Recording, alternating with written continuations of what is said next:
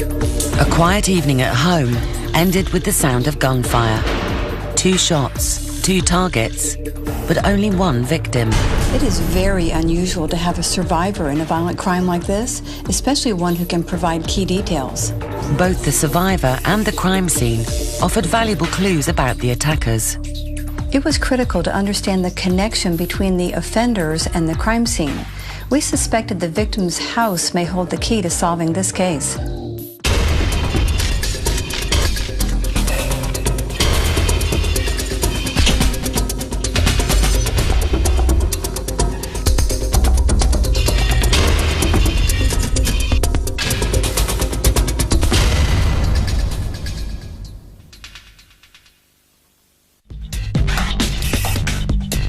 Lakeland, Florida, a small town outside Tampa.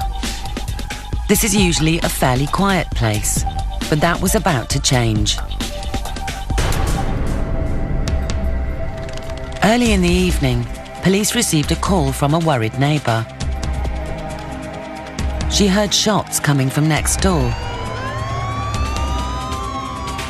Detective Jim Skelton was called to the scene. The Sheriff's Department received a 911 call in reference to 2 gunshots and a hysterical woman screaming. 2 intruders had entered the residence through the back door and shot her boyfriend. The survivor was Cynthia Fields, and the victim was her boyfriend of many years, Jim Jeter.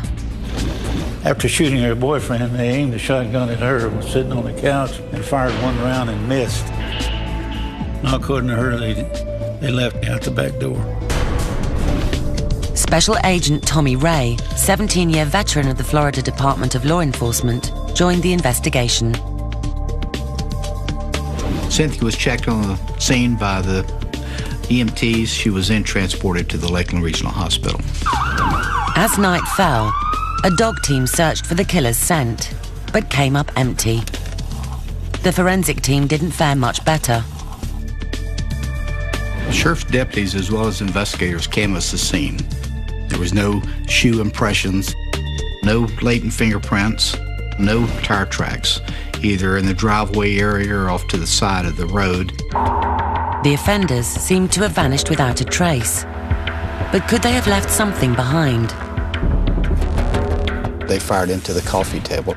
There was a pattern similar to that of the victim Jeter that was shot in the chest. Shotgun pellets were recovered at the scene. Agent Ray sent the pellets to the lab and conducted a background check of the victims, looking for leads or connections. Could Cynthia or Jimmy have been involved in criminal activity? A lot of different type scenarios was, going through the minds of the investigators at the time. Maybe Cynthia was involved and maybe this was a staged scene. Deputies interviewed Cynthia's friends and family. Cynthia wasn't the type who would be involved in something like this. Cynthia's father assured us that Jimmy was an upstanding citizen, had a long military background, and was just a hard-working guy.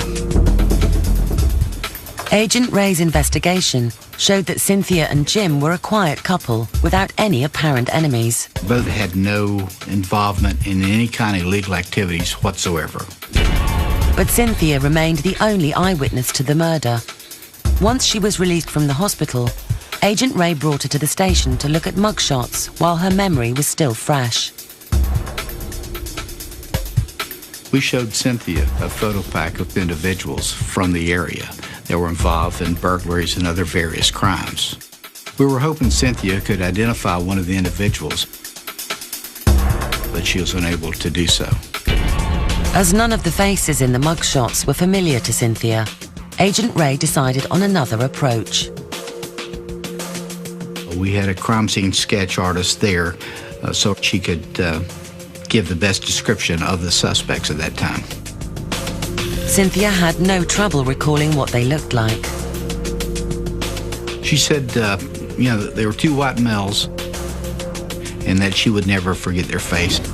And Cynthia remembered something else that could prove important.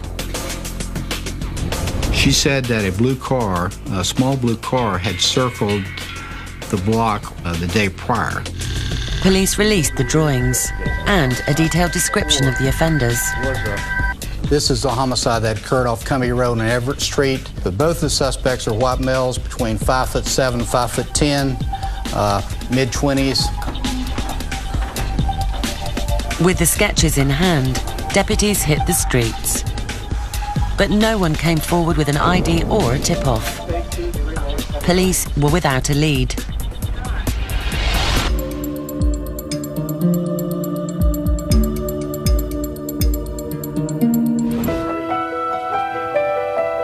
Agent Ray wanted to understand the minds of Jim Jetter's killers and knew that criminal profiler Dale Hinman could help. What stood out about this case was the fact that we had a survivor victim, but we had to wonder why Cynthia was left alive. Hinman's many years of experience allow her to analyze the psychology of a crime by examining the crime scene itself. Even though the criminals left very little physical evidence behind, the behavioral evidence told us what we needed to know.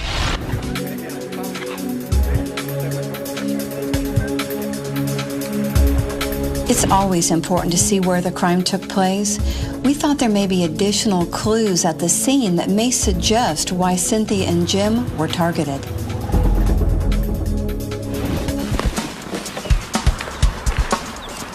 Yeah, this is a house where the shooting occurred. Right out here is where the car was heard to have sped off that night.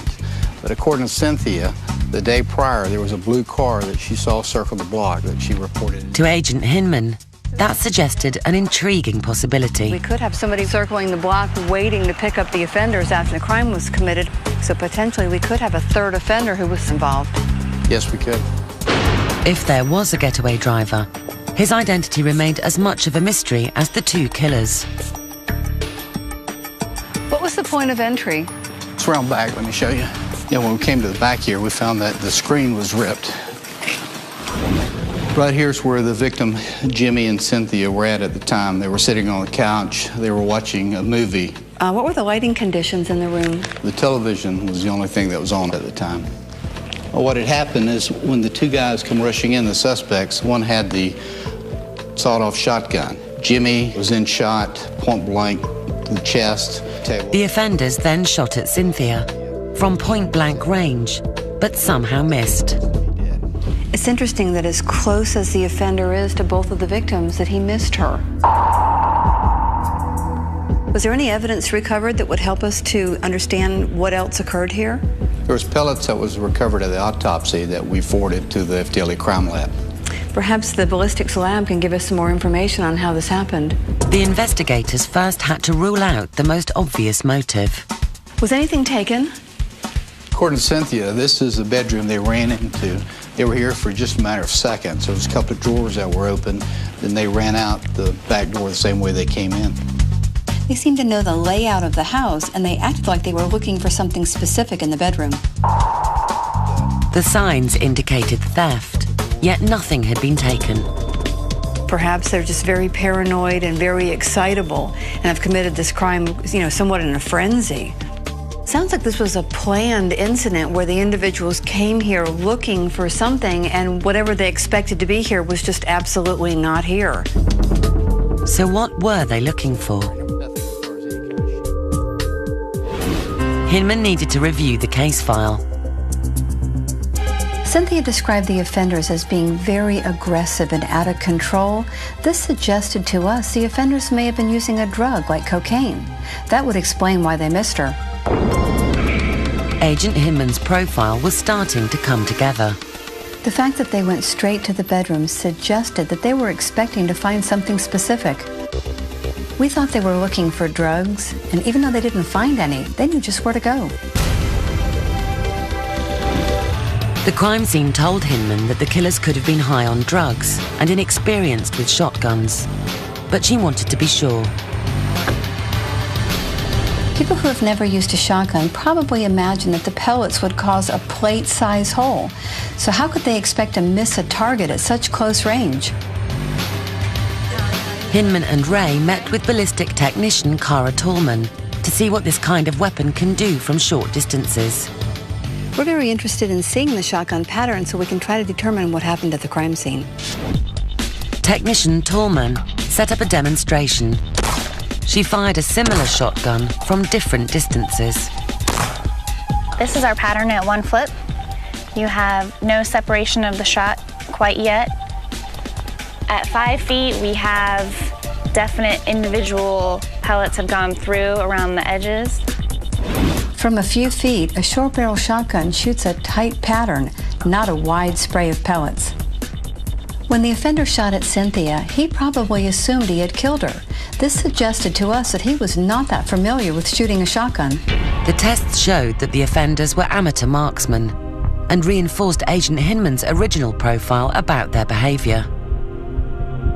Based on the size of the pattern, we knew just how far the shooter was from the victim. At this range, it should have been extremely hard to miss, but we thought we knew why.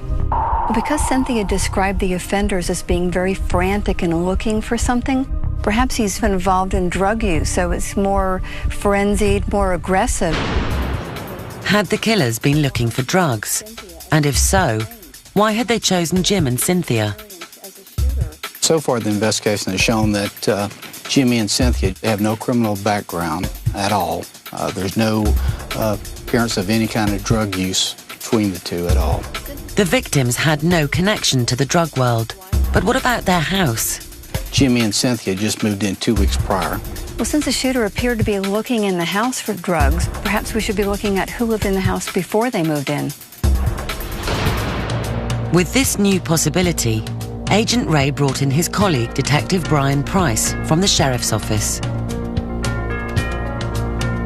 Detective Price learned that the previous resident was a man named Clifton Moore. Clifton had lived in that residence for 2 or 3 years. Mr. Jeter had just moved into that residence prior to him being shot. What Price learned about Moore took the investigation in a different direction. Clifton Moore was determined to be a drug dealer. At first, police couldn't find him, and it turned out there was a good reason. He was under federal protection. He was being held as a material witness involving his testimony on 2 Latin drug dealers that were currently in custody. Moore was in witness protection at a safe house. Detective Price arranged a meeting. It made sense that, based on his testimony, they would receive extensive jail terms, that they would either themselves or contract with others to eliminate him as a potential witness. Clifton Moore was about to turn state's evidence against 2 dealers. Could they have tried to silence him? Clifton Moore used to deal cocaine out of his house, and he was planning to testify against 2 Latin drug traffickers. We had to wonder if these individuals had taken a contract out on his life. Had the gunmen been seeking to silence Moore? And in a bizarre case of mistaken identity, had they killed the wrong man?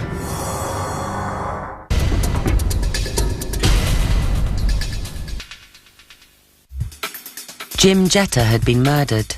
Police believed that he was mistaken for Clifton Moore, the previous occupant of his home. Moore was getting ready to testify against 2 drug traffickers. We had to consider whether this was a professional hit. Agent Ray and Detective Price called a meeting to go over the latest developments. Yeah, Brian and I talked to Clifton Moore. Clifton told us that he had testified against 2 Hispanic drug dealers, and he was concerned that maybe these 2 drug dealers had come back looking for him at the residence. Well, we went and interviewed the 2 alleged drug dealers, and they denied, naturally, of having any involvement in the shooting. Police didn't buy it, but Hinman thought that the dealers might be telling the truth. But as good as the lead sounds, this is not a typical firearm for this type of crime. Because bringing a short barrel shotgun to a scene like this, anybody who was in the neighborhood that saw the individuals approach this house would notice that type of gun. When the gun goes off, it's very, very loud, so it's going to attract attention in the neighborhood. And then also the fact that the individual didn't move the coffee table and ensure that he had actually killed Cynthia. This doesn't sound at all like it's a professional hit. But if the drug traffickers weren't involved, what about Clifton Moore? So Moore still may be the link that we should be looking at, because if he's a former drug dealer that lived in that home, it could be a prior customer of his that went there thinking that there was drugs or money there at the house. To solve the case, they needed to know who these customers were.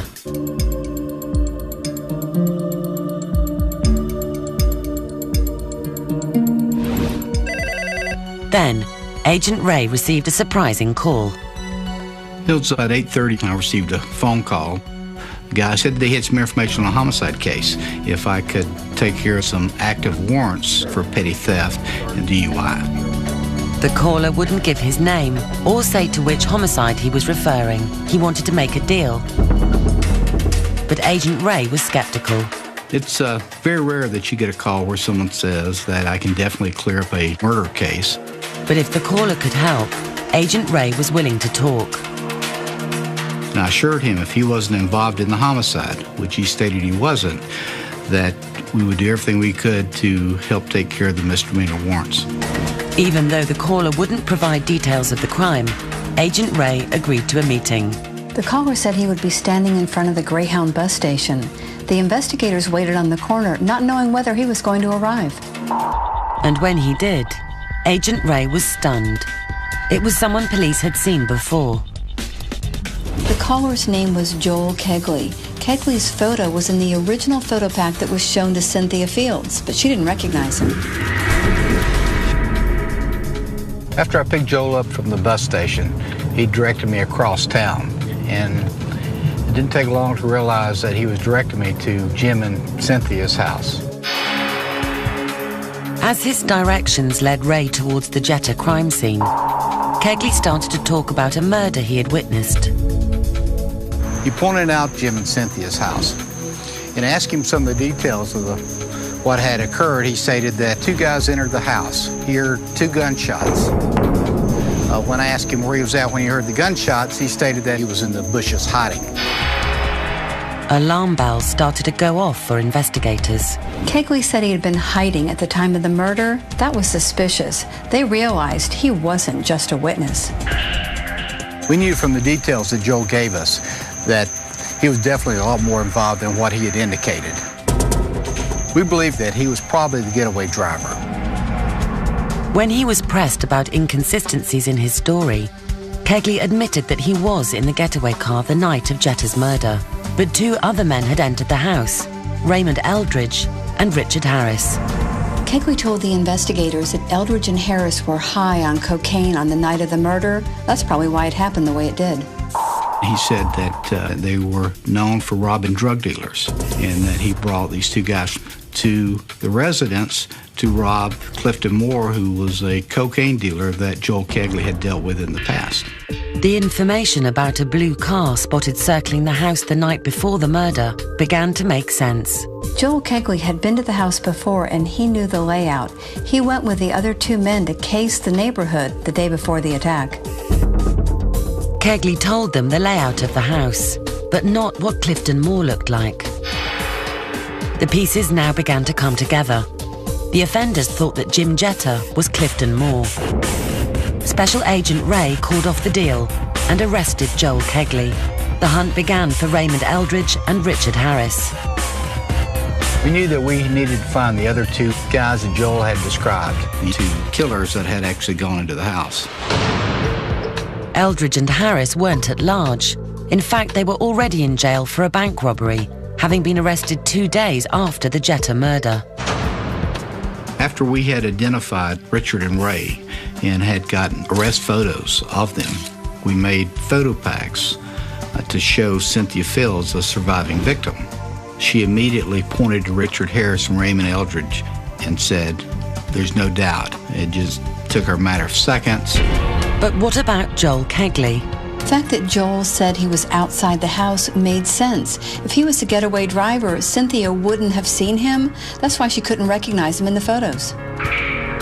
Richard Harris and Raymond Eldridge were both sentenced to at least 25 years in prison. Joel Kegley received 7 years for his role as an accomplice. Jim and Cynthia should have been safe and secure in the privacy of their own home. but through the actions of others, they were in the wrong place at the wrong time. No one will ever be able to make sense of this tragedy, but with Cynthia's assistance and the hard work of everyone involved in this investigation, we were able to bring her justice.